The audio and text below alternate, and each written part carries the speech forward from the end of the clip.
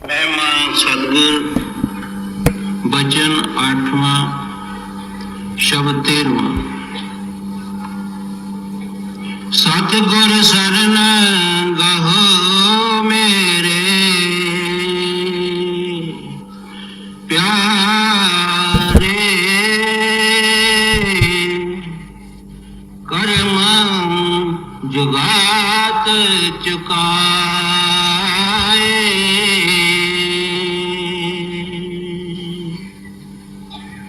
यह बानी हजूर स्वामी जी महाराज की बाणी है।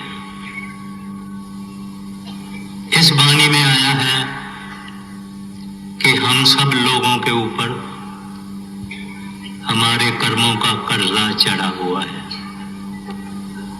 वह कर्जा एक जिंदगी का नहीं है, 2 का नहीं है, 3 का नहीं है, बेशुमार हमारी लाइफ, हमारी जिंदगियां गुजर गई है, उन सब का कर्जा हमारे ऊपर है। काल भगवान या वह शक्ति जो इंसाफ करती है, वह हमारे कर्जों का कुछ हिस्सा अपने पास रखती है, बाकी कर्म हमको भुगवाती है नेक्स्ट लाइफ में, आने वाली लाइफ में। थोड़ा थोड़ा जो कर्जे का हिस्सा वो शक्ति रखती है, वो बन जाता है संचित कर्मा। वह कर्मा बेशुमार है, हमारे ऊपर बड़ा लोड है। इस कर्म से हम 2 तरीके से आजाद हो सकते हैं। एक ये तरीका होता है कि हम किसी संत महात्मा की शरण लेवे और हमको वो मार्ग बतावे, और उस मार्ग के जरिए उसको ओबे करके अभ्यास करें, साधना करें। और दूसरा जरिया होता है कि हम रातें जागें, लड़ाई में जाएं, बंदूक के सामने जाएं, नींद न करें, कर्म करें, कर्म करें, कर्म करें। तो एक किसी संत या महात्मा की दया, और दूसरा अपना अभ्यास, अपनी करनी, अपनी एफर्ट। मगर अपनी एफर्ट से ये नहीं बच सकता है, किसी महात्मा की शरण लेने से बच सकता है। अब ये शरण लेना और करनी, इसमें बड़ा फर्क है। शरण लेना बहुत औखा है।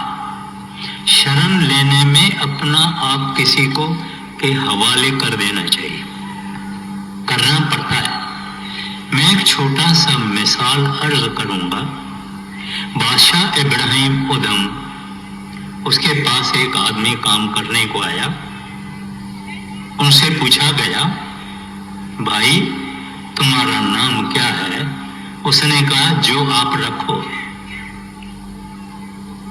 फिर पूछा गया, क्या खाना खाओगे? उन्होंने कहा, जो आप खिलाओगे। फिर पूछा, किस किस्म के कपड़े आप हमारे से लोगे?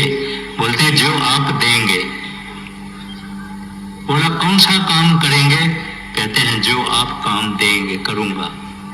फिर बोले, कोई ख्वाहिश? कहता है, गुलाम को भी कभी ख्वाहिश होती है। जिस आदमी ने सब कुछ अपना दे दिया, उसको ख्वाहिश नहीं। तो शरण इसको कहते हैं, और शरण लेनी बहुत औखी है। हमारे हिंदुओं के शास्त्रों में, सिखों के शास्त्रों में, सब जगहों पे शरण लेने वाले बड़े बड़े वीर हो गए हैं। मगर शरण देना माना अपने को नीच और नाबूद करना। मगर जो शरण लेते हैं उनकी जिंदगी और हो जाती है। सब कुछ जिसकी शरण लेते हैं वो उनको, उनके लिए करता है।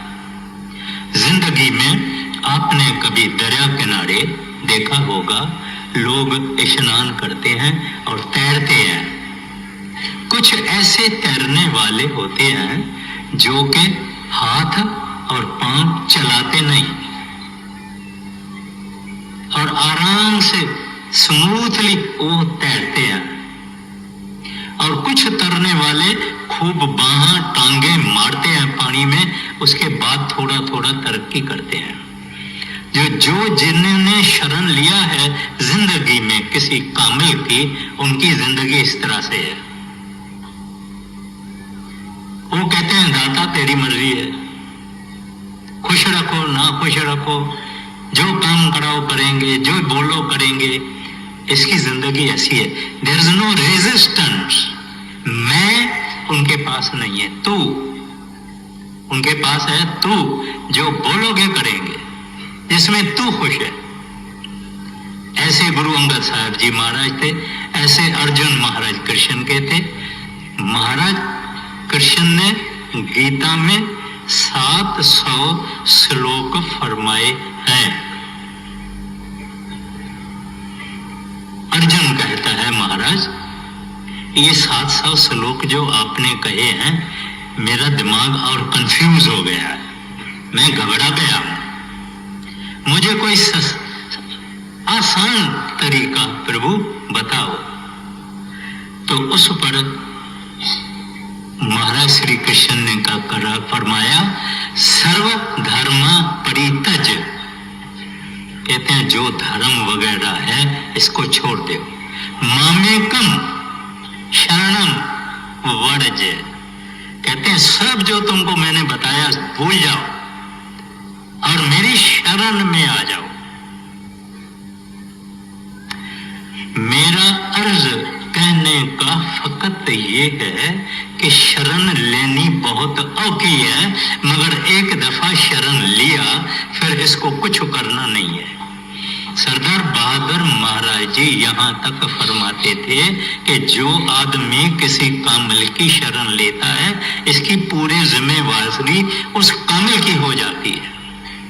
जैसे छोटा बच्चा माँ की गोद में गया तो माँ की जिम्मेवारी होती है उसको खिलाना, पिलाना, पहनना, स्नान कराना, इधर उधर से बचाना, बड़े पासे जाने से बचाना, माँ की जिम्मेवारी होती है। इस तरह से अगर कोई इंसान इतना बहादुर है और समझता है बात को, शरण लेने से पहले वो अच्छी तरह से समझे, फिर अपना आप दे देता है। फिर सारी जिम्मेवारी उस कामिल की है, उस फकीर की है, उस संत की है, उस महात्मा की है, उस सतगुरु की है। ऐसा भाई लेना था और ऐसे बहुत पड़े हैं, मगर शरण लेनी मुश्किल है और दुनिया में का काम काज, भजन करना, सिमरन करना, अभ्यास करना, पाठ करना, पूजा करना, ये आसान है। तो ये है सतगुरु शरण गो। आप सतगुरु शरण गो मेरे प्यारे, कर्म जुगा चुका है। वो फरमाते हैं इस वास्ते, सतगुरु शरण गहो मेरे प्यारे, कर्म जगाद चुकाए। जगाद यानी कर्जा, चुकाया तुम्हारा कर्जा चुक जाएगा, तुम्हारा कर्जा पे अप हो जाएगा अगर तू किसी कामिल संत महात्मा की शरण में जाएगा। हाँ। सतगुर शरण गहो मेरे प्यारे, कर्म जुगात चुकाए।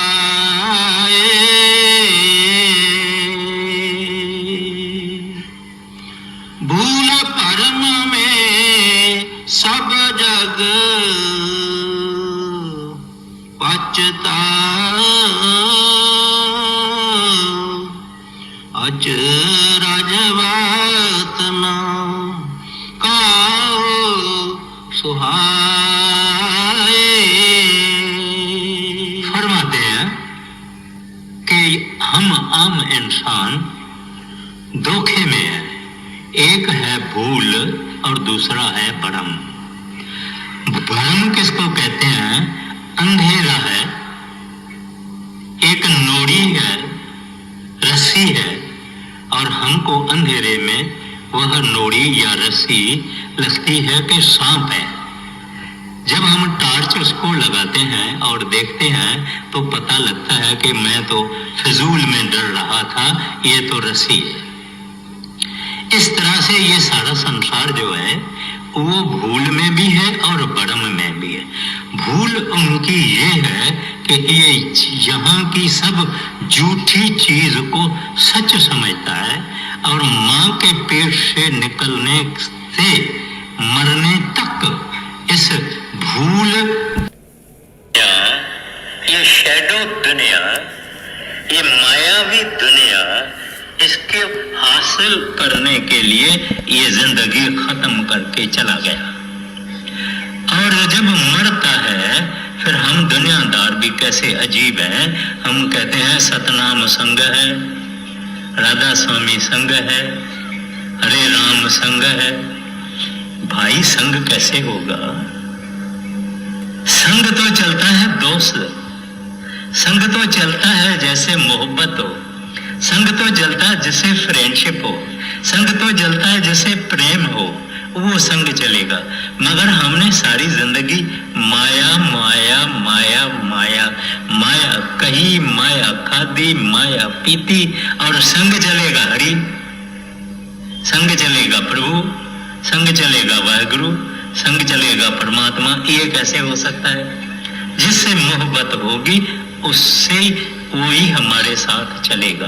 तो इस वास्ते कहते हैं ये सारी दुनिया भूल और भ्रम में पचती है। फिर भी तकदीर बड़ी चीज है। जिनकी तकदीर है उनको संतों का सत्संग मिलता है, उनको वो प्रभु मिलता है, वाहिगुरु मिलता है। फकीरों, संतों, महात्माओं, साधुओं के जरिए वही उनको प्रभु तक पहुंचाता है। जब इनके हृदय में वो प्रभु प्रकट हो जाता है, उनके लाइफ में जब वो डोमिनेट करता है, अगर वो बंदा मर जावे तो उसके साथ हम कह सकते हैं सतनाम संग है, वाहिगुरु संग है, हरे राम संग है, परमात्मा संग है। उसके साथ जिसने मोहब्बत रखी, हरि से जिसने प्यार रखा, प्रेम रखा, जिसके हृदय में हरि एक इम्पोर्टेंट फैक्टर है, जिसके हृदय में वो अंदर सच्चा दोस्त है, वो यहाँ भी साथ रहेगा, हर जगह साथ रहेगा और प्रभु तक साथ रहेगा, सचखंड तक साथ रहेगा। इस वास्ते कहते हैं भूल भरम में सब जग पचता, भागहीन सब जग माया वश, यह निर्मल गत कोई न पावे। बोलते हैं फिर भी दुनिया में तकदीर बड़ी चीज है। किसी को अपाकी संत मिल जाता है, उसमें विश्वास हो जाता है, कमाई करने लग जाता है, दीन में भी रहता है, दुनिया में भी रहता है। पर जब तकदीर नहीं है तो ये दूर भागता है, सच से ये दूर भागता है। आगे भूल परम में सब जग पचता, अचरज बात ना काहू सुहाए,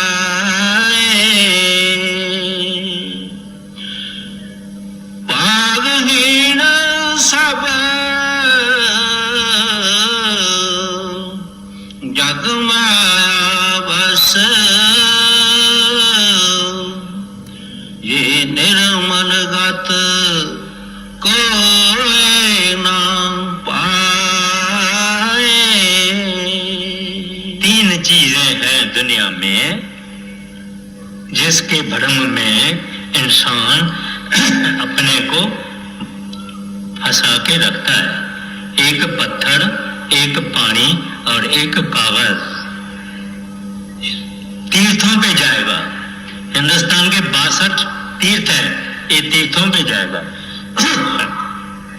समझता है कि तीर्थों में स्नान करने से मैं पाक पवित्र हो जाऊंगा, मेरे बुरे कर्म जो हैं वो धो जाएंगे, वगैरह वगैरह। या ये पत्थरों की पूजा करेगा, तरह तरह की मूर्तियों की पूजा करेगा, तरह तरह के बुतों की पूजा करेगा। सारी दुनिया में ये सिलसिला है, किसी धर्म वाला। और संतों का एक धर्म है जो इन चीज से बड़ी है, इन चीज से पार है। फिर कहते हैं पानी, पत्थर और कागज, इन तीनों में जगत फंसा हुआ है। भागहीन सब जग माया वश। भागहीन क्यों गुरु साहब स्वामी जी महाराज क्यों कहते हैं भागहीन? सच ये है कि तकदीर से साहब मिलता है, मिलता है जिसको मिलना चाहता है। मिलता उनको है जो खुद कहता है कि इसको मिलूंगा। वो उसकी दया मेहर से इंसान को होश आती है, इंसान को मौका आता है कि उसको संत महात्मा मिलता है। नंबर 2, उस संत महात्मा में विश्वास होता है। नंबर 3, जब विश्वास होता है ये भजन करता है, अभ्यास करता है। इस वास्ते कहते हैं भाग्यहीन सब जग। हमारा मेन मकसद, हमारी एम्बिशन, एम्स ऑफ लाइफ क्या है? सब कुछ, मगर भगवान नहीं, हरि नहीं, गोविंद नहीं। पैसा, धन, मान, शान, चोटी पर पहुंचना चाहता है, मगर हरि इसको याद नहीं, प्रभु इसको याद नहीं। इस वास्ते कहते हैं क्या हालत है? भागहीन। बोले तकदीर है ना। स्वामी जी महाराज कहते हैं जब किसको परमात्मा दयाल होता है उसको लड़के लड़कियां, पैसा, धन, कारखाना नहीं देता है। हम समझते हैं कि ये जो कुछ हो रहा है, कारखाना मिला, मुझे फैक्ट्री मिला, मुझे ये मिला, मुझे वो मिला, मेरा बैंक बैलेंस ऐसा है, ऐसा है। ये हर एक अपने अपने कर्मों से इंसान को मिलता है। मगर जब वो साहब मेहरबान हो गए तो इसको संत मिलाएगा, इसको कोई प्रभु का प्यारा मिलाएगा, उसको महात्मा मिलाएगा, उसको कोई कामिल फकीर मिलाएगा, न धन दौलत औलाद मिलाएगा। ना, ये सब फंसाने वाली चीज है। छुड़ाने वाली चीज संत महात्मा का मिलना। तो जब वो साहब मेहरबान होता है तब इनके ऊपर दया होती है और उनको ऐसा रास्ता मिलता है कि वो आदमी संतों के शरण में चला जाता है। अब इस पर इन्होंने इस वास्ते का भागहीन सब जग माया बस। माया का मतलब पैसा भी है, मगर माया का ये भी मतलब है कि जो देखने में आवे फिर होवे नहीं। सब सारे जगतर माया, सब झूठ, मगर इतनी पावरफुल है वो माया, सब हम उसके गुलाम हैं। उसके सपने देखते हैं, उसकी पूजा करते हैं, वो चाहते हैं, उसके लिए प्रार्थना करते हैं। वो है माया जो कि शैडो है और जीरो है और साथ चलने वाली नहीं। अब फिर कैसा काम बनेगा आगे फरमाते हैं। भागहीन सब जग माया बस, ये निर्मल गत कोई ना पाए, जिन पर दया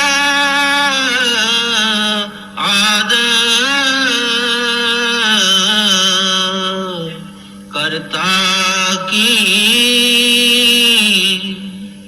सो ये अमृत पीवन चाहे।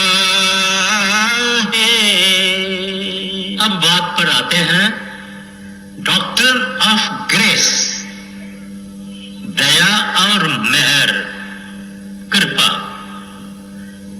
उसूल ये है सारी सृष्टि में जिसके ऊपर आप खुद परमात्मा हरि गोविंद खुदा मेहरबान न हो उसको मिलता है, बाकी नहीं मिल सकता। हम जब छोटे थे खेल करते थे, एक छोकरे को आंखों को रुमाल बांध लेते और हम अपने आप को पकड़वाने से बचाते थे और उस बेचारे को आंखों पे रूमाल बांधा हुआ है, इधर दौड़ता उधर दौड़ता उधर दौड़ता, और हम उधर उधर भागते हैं। थक जाता है। और फिर कोई ऐसा छोकरा बड़ी दिल वाला होता है, वो कहता है लो मैनू पकड़ लो भाई, मुझे पकड़ लो। अब अंधा कैसे सुजाके को पकड़ सकता है? हम सब अंधे, सुजागा एक हरि गोविंद परमात्मा, उसको हम कैसे पकड़ सकते हैं?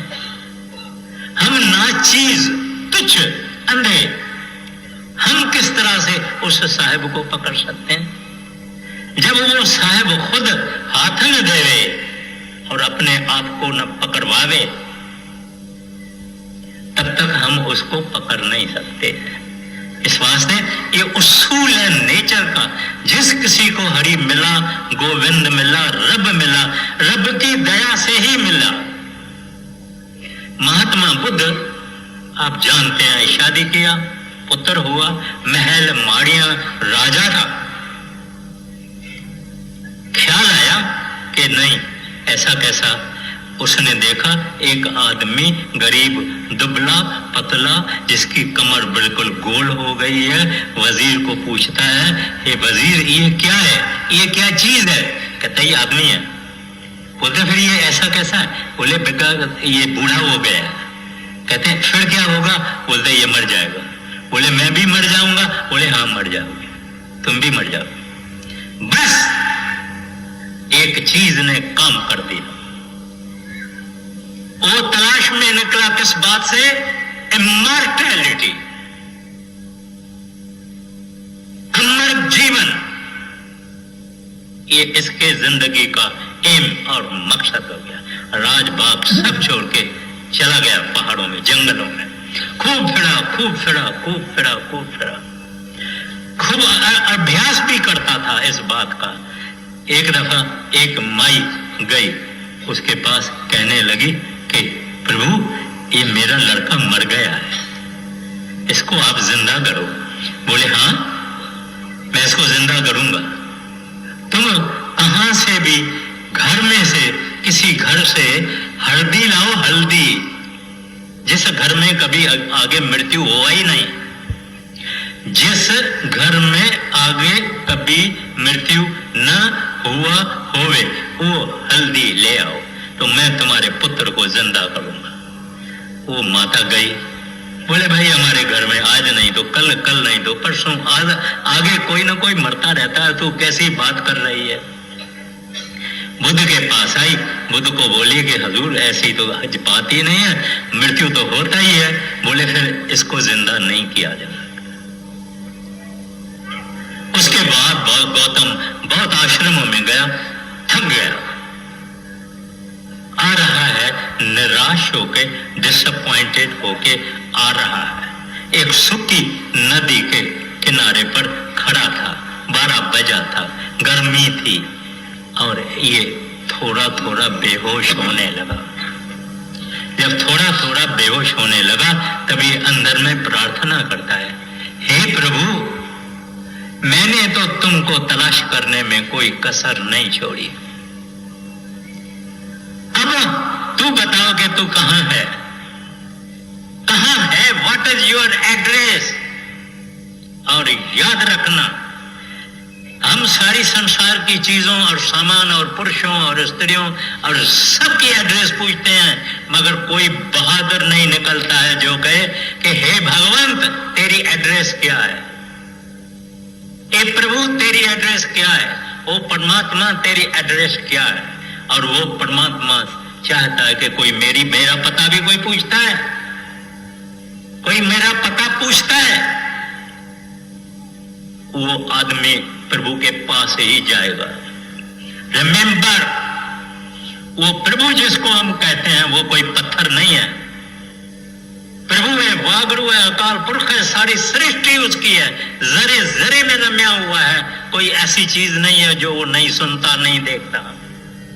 बरसात बढ़ाता है, बरसात नहीं करता है, संसार को चलाता है, खाना देता है, पीना देता है, जो कुछ करता है इन हिज विजडम वो ठीक समझता है। मगर उनको एक चीज अच्छी लगती है, कि कोई आदमी इसके तरफ देखे, उसके तरफ हम नहीं देखते। हम अपने कारोबार में ऐसे मस्त हैं, we never time to look at him और थिंक ऑफ हिम कि वो क्या होगा। मगर जिसने दिल में पूछा, ऐसा नहीं कि बाहर दिखाना है, दिल में पूछा, हे प्रभु अंधा हूं, सूरदास हूं, कोई सब मुझे पता नहीं है, मैं तुमको कैसे तलाश कर सकता हूं, मैं तुमको कैसे प्राप्त कर सकता हूं, एक तुच्छ नाचीज हूं, अब तू आके मुझे मिलो, तेरी दया से तू ही मिलो मेरे को। इस तरह से वो कहते हैं, जिन पर दया आद करता की सो यह अमृत पीवन चाहे। कहते हैं उसकी दया चाहिए और मांगने वाला भी चाहिए। आगे, जिन पर दया आद करता की सो यह अमृत पीवन चाहे।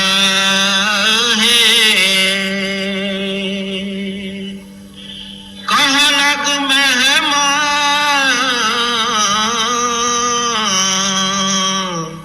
कहूँ इस गत की, बिरले गुरमुख कीनत ताहे। आगे, बिन गुर चरण और नहीं पावे, इस आनंद में रहे समाए।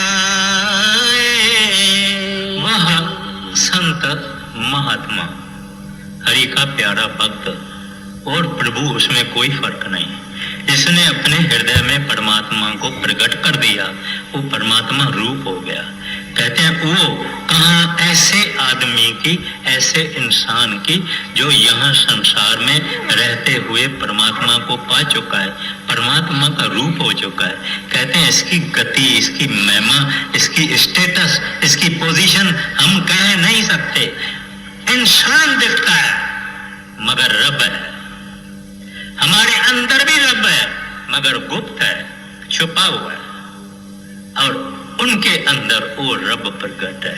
ऐसे लोग दुनिया में हैं, थोड़े हैं, तकदीर से उनसे मिलाप होता है, दया मैं से उनसे मिलाप होता है। कहते उसकी गति हम नहीं कह सकते हैं, उसकी पोजीशन हम नहीं कह सकते हैं। और हमारे लिए तो इमेजिन करना कि एक इंसान रब है, मगर जब ये भक्ति करेगा, भजन करेगा, सूरत को चारेगा, सूरत को ऊपर चलाएगा, देश महादेशों में जाएगा, मंडलों में जाएगा, आहिस्ता आहिस्ता इसके अंदर भी वो प्रभु का प्रकाश आएगा और ये रब के पोजीशन पे पहुंचेगा। कहते हैं इनकी गति हम नहीं कर सकते। आगे, बिन गुर चरण और नहीं पावे, इस आनंद में रहे समाए। फिर ये अपना जो संत है, महात्मा है, फकीर है, सतगुरु है, उनको उनके सबक किस तरफ उसका ख्याल नहीं जाता। पहले हम माँ माँ मैं, हमारी सारी दुनिया में क्या है, मैं, ये काम कहने किया मैं, ये कहने किया माँ, मेरा, ये किसका, मेरा, मैं और माँ हमारी चालू है। मगर जब इसको कोई संत और महात्मा मिला तो ये कहेगा तू तू तू तू तू। दाता तूने किया, प्रभु तूने किया, वाहगुरु तूने किया, हे गोविंद तुमने किया, हे परमात्मा तुमने किया। ऐसी हालत इसकी हो जाती है।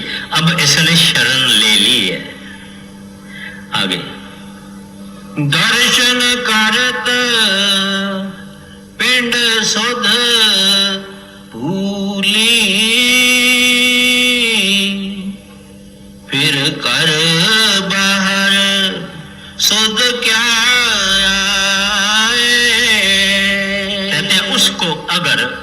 वक्त किसी प्लेस पर अपना संत महात्मा मिले और उसका दर्शन करे, ऐसा दर्शन करेगा कि जो और कुछ देखेगा ही नहीं।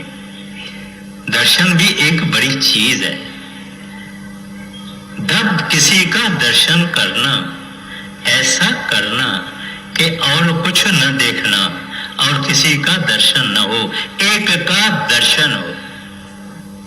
एक पहाड़ों में रहने वाली माता थी, हजूर बड़े महाराज जी के सत्संग में आई, देखती रही, बैठी बैठी देखती रही, हाथ इस तरह से पकड़ के देखती रही। महाराज जी 1 घंटा सत्संग करके चल गए, सब दुनिया सारी चल गई, मगर इसने वो महाराज जी का जो अंदर का दर्शन पकड़ के आंखें बंद करके अंदर देखती रही। तो इस तरह से दर्शन हो जाता है जब इसका अंदर ज्ञान का नेत्र खुलता है, जब इसकी मलिनता जाती है, तब इसका काम बनता है। जब गुरु नानक साहब जी महाराज चोला छोड़ गए तो अंगद साहब जी महाराज बड़े दुखी हुए। कहते हैं अब तो वह मोहिनी सूरत ना रही, अब तो वह मोहिनी सूरत ना रही। इसके लिए गुरु नानक साहब, अब वह तो मोहिनी सूरत ना रही। भटकते रहे भटकते रहे भटकते रहे। एक गांव में गए, वहां एक नेहाली नाम की छोकरी थी, ये जो गोबर का केक बनाती थी। उससे पूछा, बेटिया यहाँ कोई शांत जगह है जहां मैं बैठ के सतगुरु का अंदर भजन करूं? बोले हाँ बाबा जी, तुसी भजन करो, ये पुराना मकान है, इसका कोई धनी नहीं है, मैं आपको दूध का 1 गिलास रोज पहुंचाया दिया करूंगी। 6 महीने उस एक जगह पे गुरु अंगद साहब जी महाराज, जिसका नाम उस वक्त में भाई लेना था, 6 महीने रहा। कहता किसको देखूं, जिस प्यारे से नीय तस अगे मर वंजिए, धर्ग संसार में तस पाछे फिर जीवना। कैसे जिससे होवे प्रेम, उसके मरने से पहले ही मर जाना चाहिए। मैं नहीं कहता हूं, श्री गुरु ग्रंथ साहब की वाणी है। वो अंगद साहब जी महाराज कहते हैं, जिस प्यारे से निय तस अगे मरवंजिए, तस पाछे फिर जीवना, धर्ग सीवन संसार में तस पाछे फिर जीवना। अब वो कहां जाएगा? वो रब बन गया, हरि बन गया, गोविंद बन गया, गुरु अंगद साहब बन गया। बहुत कुछ उनके जीवन में, ऐसे संसार में बहुत भक्त हुए हैं, प्रभु के प्यारे हुए हैं, lovers of God, बिलवेड्स of God हुए हैं, मगर दुनियादारों को उस बातों से पता नहीं। आगे दर्शन करत पिंड सोद उली, फिर घर बाहर सुध क्या आए,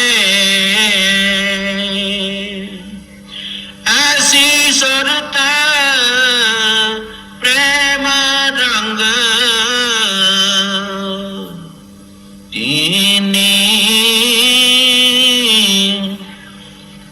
तिनकी गत क्या कहूँ सुनाए।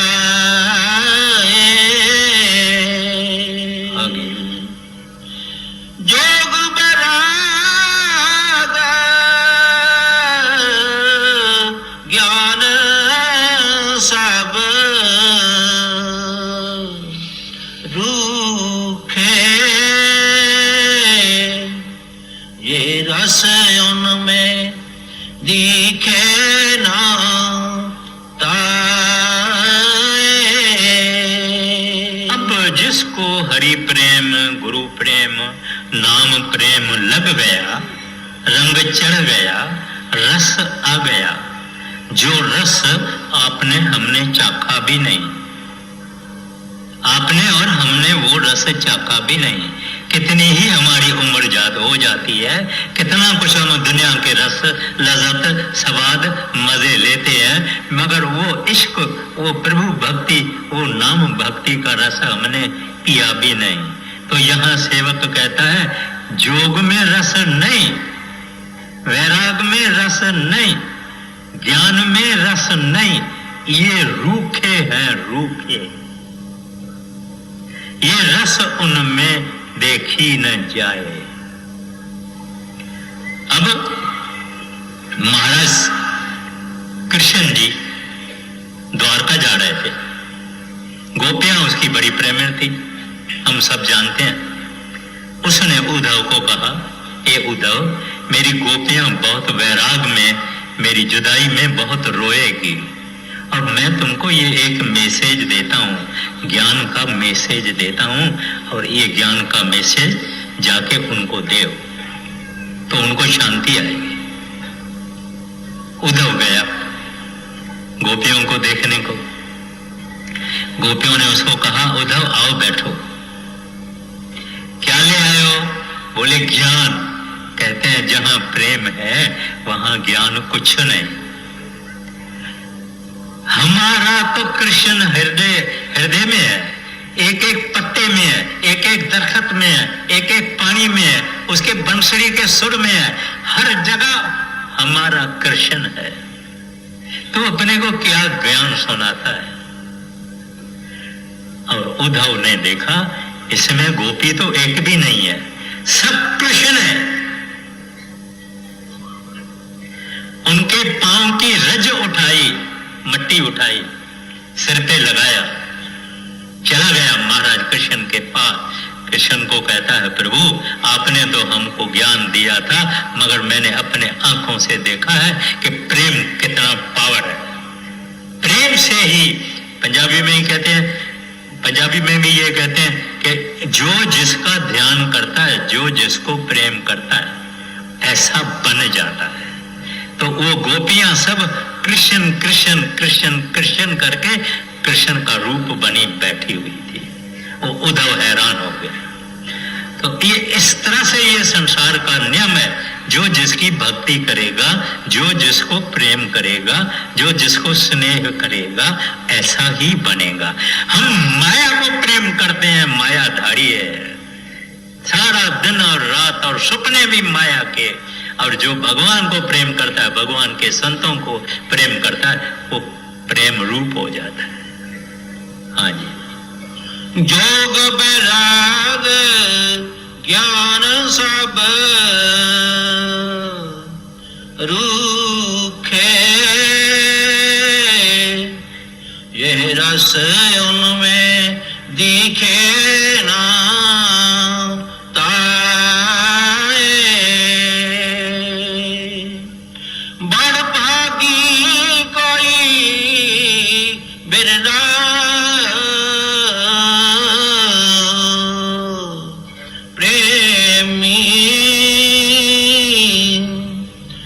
ये न्यामत मिली अदकाए। कहते हैं बड़ी तकदीर होवे, बड़ी तकदीर है। अगर किसी को कोई सच्चा संत मिले, उसमें ये विश्वास रखे और उनके हुक्म के अनुसार परमात्मा की भक्ति करे। बड़भागी कोई विरला। आगे, वड़भागी